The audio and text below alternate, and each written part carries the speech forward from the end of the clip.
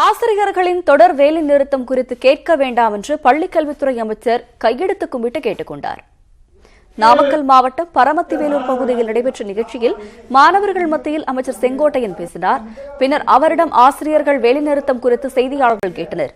அதற்கு கையெழுத்து கும்பிட்டவாறே பதிலளிக்காமல் இங்கும் அங்கும் சென்ற அமைச்சர் செங்கோட்டையன் என்னை விட்டுவிடுங்கள் பிளீஸ் என தெரிவித்து கிளம்பிச் சென்றார். ஆசிரியர்கள் தொடர்ச்சியா போராட்டம் பண்றாங்க. இந்த போராட்டம் வந்து பின்னடைவுனால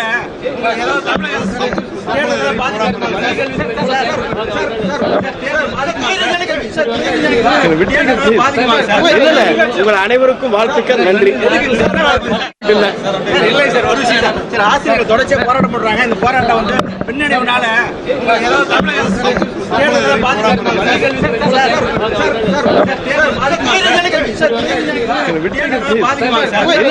உங்கள் அனைவருக்கும் வாழ்த்துக்கள், நன்றி.